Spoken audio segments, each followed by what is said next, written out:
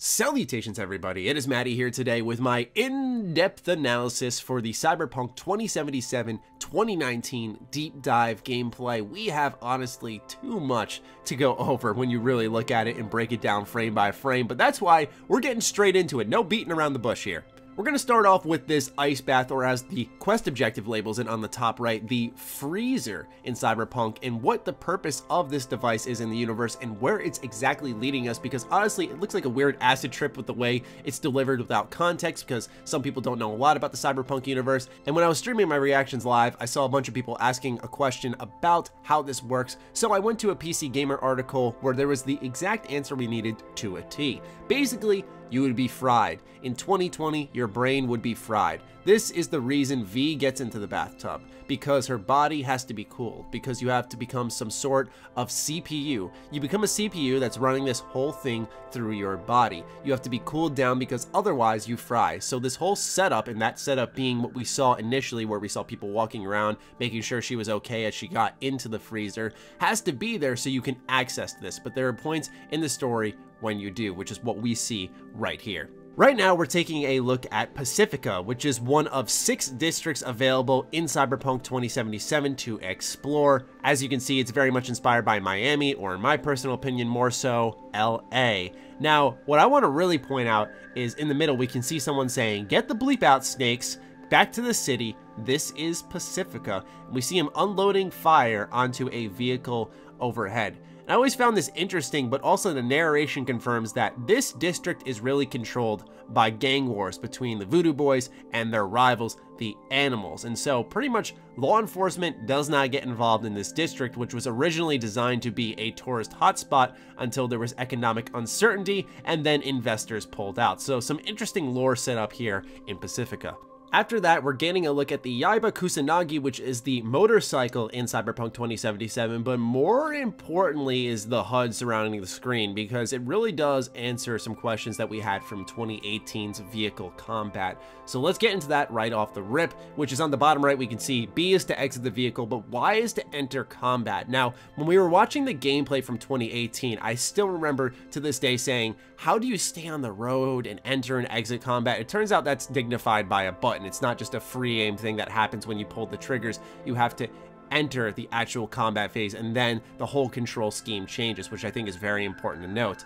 Also, on the bottom in the middle, we can see that there are gear changes where you can shift up as you're riding around on your motorcycle. So there's a different feel to that compared to other vehicles in the game. Now, this shot doesn't necessarily gleam us details about the actual game itself, but I thought it was good for setting the tone of how Pacifica really is. So we can see on the bottom left corner, we're riding through on our motorcycle what is called the homeless encampment, and we see cars on fire, we see tents pitched everywhere.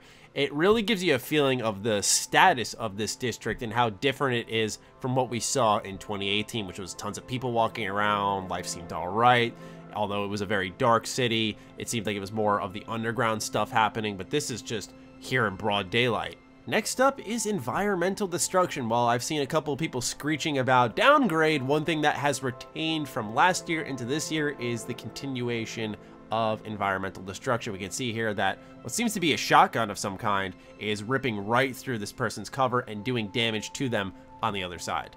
Briefly, we do get a look at assault rifle gameplay, which we're able to tell through on the bottom right corner. We can see we obtain rifles XP, which I imagine this goes universally across the board. If I were to use blades and kill an enemy, I would earn blades XP. What's also interesting about this assault rifle is as you continuously use it, we see the ammo counter going down and eventually the weapon overheats. So if it's used too much, you have to give it some time before it can cool down and be used again.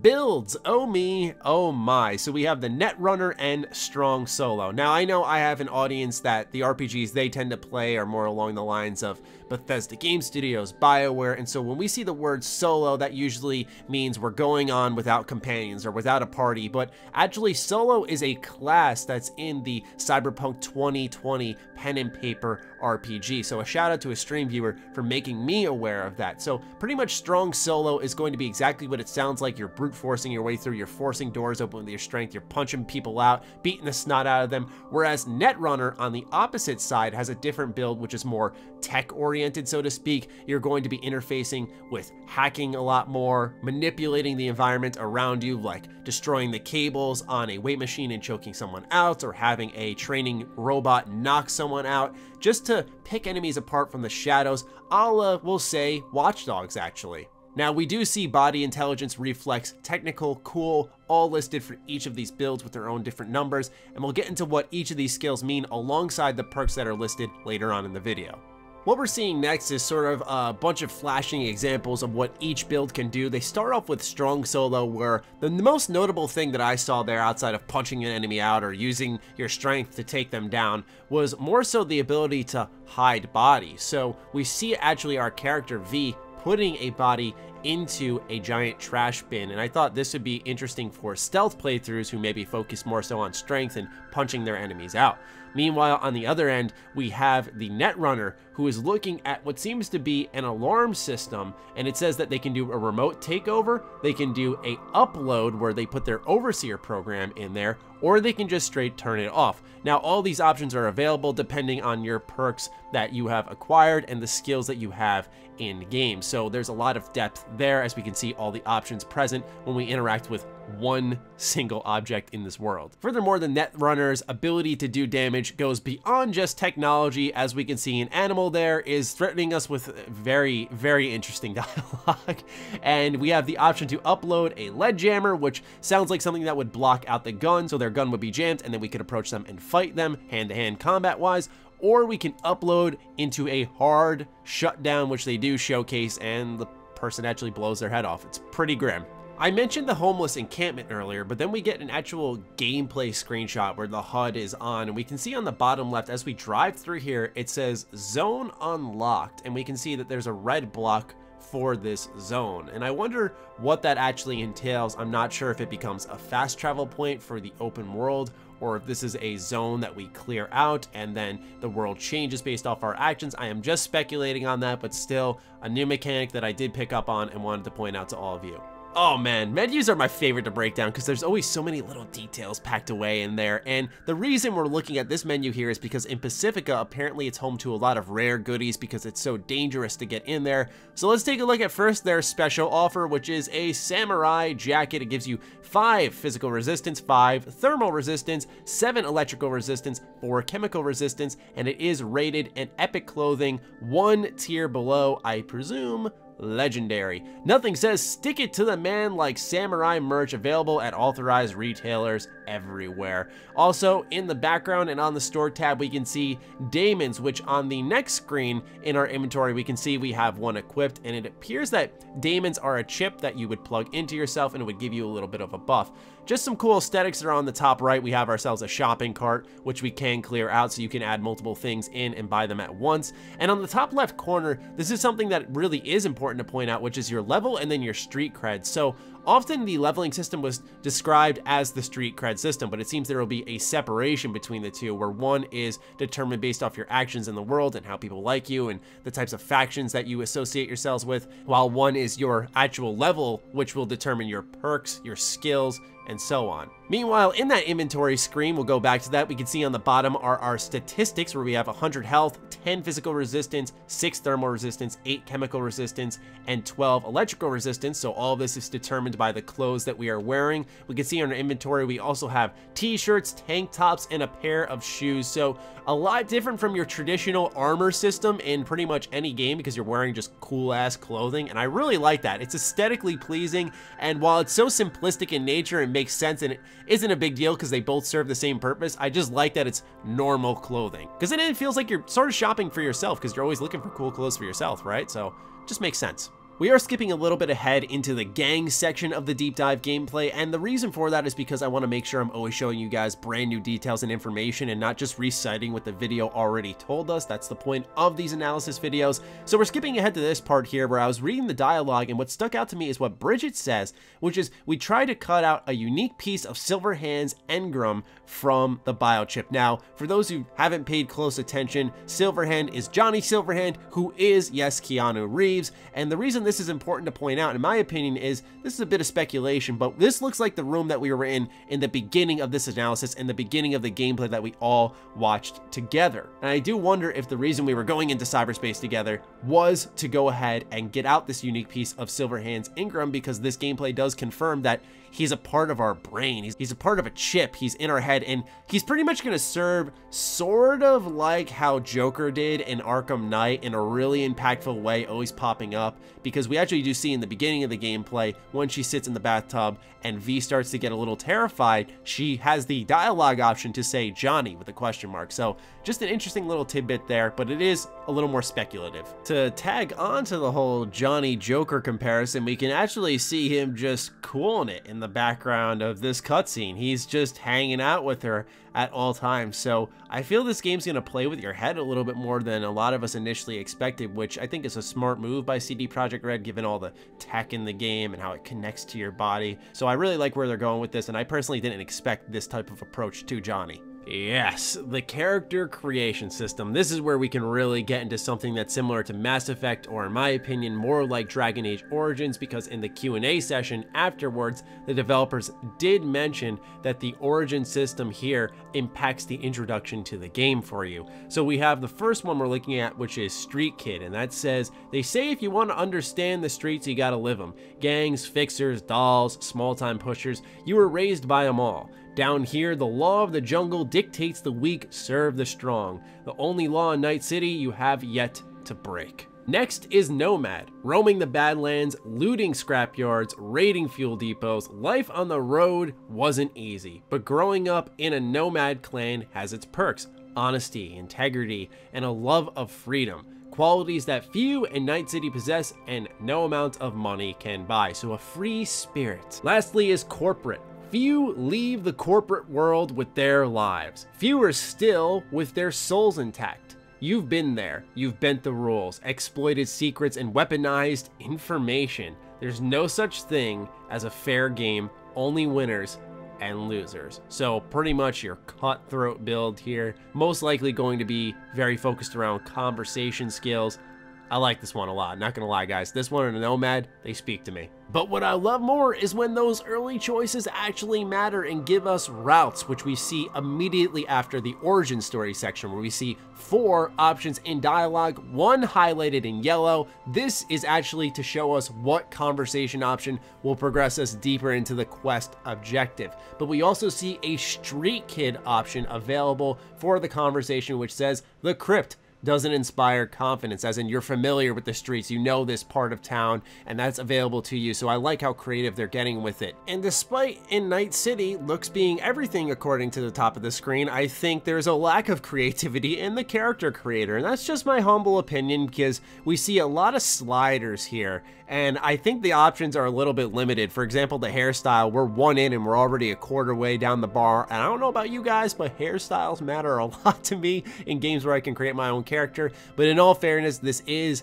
a FPS. You're not going to be seeing your character in third person unless you're in a vehicle, so there is that. But here's a good look at what you're going to use to customize your face, and they mention things like naturally parts of the face, but also surface wiring, which is something that is standout for Cyberpunk alone. But it's not all about looking good. It's also about playing the game well. So here we get a look at the Perk Tree, and at the top we note a bio monitor as well as a stat menu, so there may be more there. But we have our core attributes, which as I mentioned earlier are reflexes, cool, technical, body, and intelligence. And then each of these is attached to a perk tree. So for body, we have shotguns, two-handed, athletics, and melee attached to it. Meanwhile, technical focuses on engineering, intelligence focuses on hacking, and then reflexes are reserved for blades, rifles, handguns, and cool, which is a skill based around your coolness under pressure. It's not actually looking cool, is for assassination,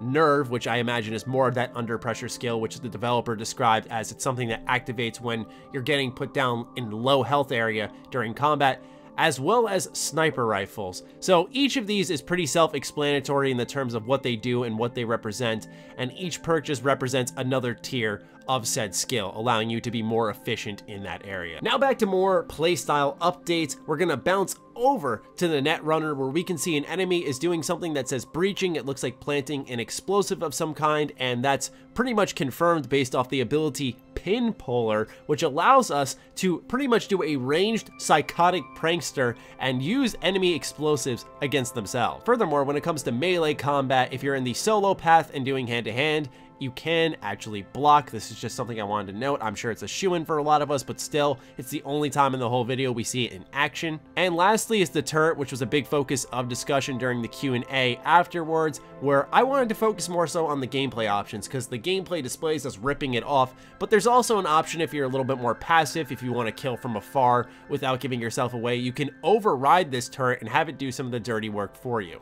Another thing that was confirmed during the Q&A panel is that you can do a full-on pacifist run. What happens pretty much is when you are forced into combat, for example, during a boss fight, you have the option at the end to leave that person alive or execute them on the spot. And this is also emphasized by here in the gameplay, where we see the option to do a takedown or a non-lethal takedown. One other thing that added a layer to the Sasquatch boss fight that's really important to emphasize is we see here our player character circles around her, and we shoot what seemingly is a weak spot like we see in a lot of boss fights, and it may look like on the surface a lot less creative than what's actually happening. The Q&A actually brought light to the fact that not only do you need to shoot that weak spot, but in that moment there, you needed a weapon that was able to melt the metal inside here, so you need a specific weapon to target that weak spot, which adds a layer to the decision making as you build your character and how you target the weaknesses of your enemy, which is, I think, really good to hear. How do you take her down if you don't have the right weapon there? I hope there are other options, but still, I think it's cool that that is there, and there's that level of thought and detail in taking down enemies. Okay, let's explain this hacking minigame, because I think on the surface, unless you slow it down frame by frame or you're directly playing it, it looks really confusing.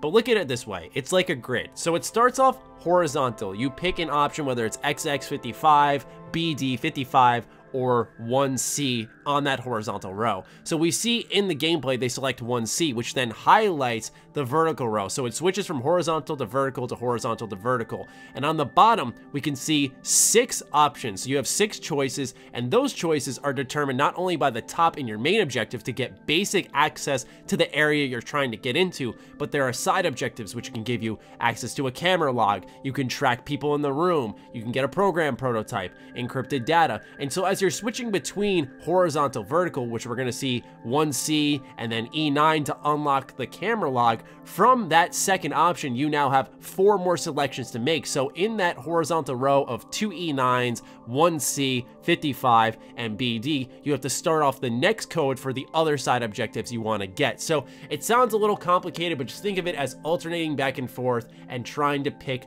based off the codes on the right side, but ultimately searching for the main access, which isn't too hard to get. It's really about the side stuff like the program prototype, where you have to do 55 1C 3 times over. That can be a little tough to get, so you maybe have to only do that and then the main objective. So it depends on where you're at and what you need to do, but it's not as complicated as it initially looks. So the real power struggle in this part of the lore, according to the lore section of the video, is between Netwatch and the Voodoo Boys, and that's where they sort of signify the choice is going to be made, meaning that the animals are going to be a dignified enemy in game. It doesn't seem like they're going to be someone you can ally with. So they sort of flash through all options, whether you get screwed over by someone on the Voodoo Boys or you get screwed over by Netwatch. What I found most interesting was right here, where we see a Netwatch agent that we're talking to, and look at those options. We see one that's coming from our origin story, and then 2 different ways of approaching the main quest, which is, care to back that up? Just a nice way to progress the quest, or you can just incapacitate him right then and there. So lots of options on display, something I want to once again emphasize. And that will pretty much do it, ladies and gentlemen, because after this, the narrator really cleans it up and fully explains everything. There weren't any secrets tucked away like in the rest of this video, but I feel like I learned a lot as I made this, which is usually a different kind of experience, whereas the other trailers in gaming tend to really spell things out for you. I was happy that there were secrets tucked away in corners of the screen and little pieces of menus that I could read. I haven't had that in quite some time, so I learned a lot from this, and I hope you, as a viewer, learned a lot too. Naturally, as I always encourage with these in-depth analysis videos, please, 1, share them, but B, I am human. If I did miss something, that's okay. Just fire away in the comments down below. It becomes more of a collaborative project. But this video, man, it went bang, bang, bang. Like, it was very fast-paced. They were constantly changing up what you were seeing on screen. So trust me when I say, tabbing frame by frame through a 15+ minute gameplay video that's always changing what's on screen. This was a densely packed video, which is why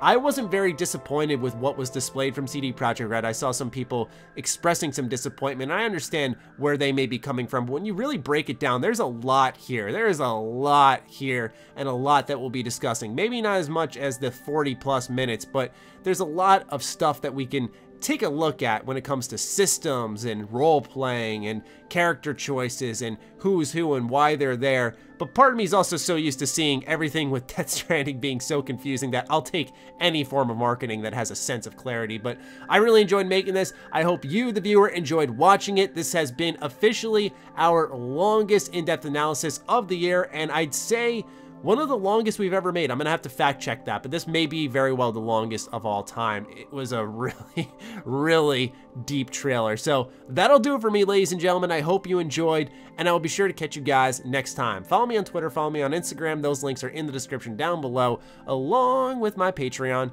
Do consider supporting that, as it fuels all the content I create here. Stay sexy, stay active. I love you all. Peace.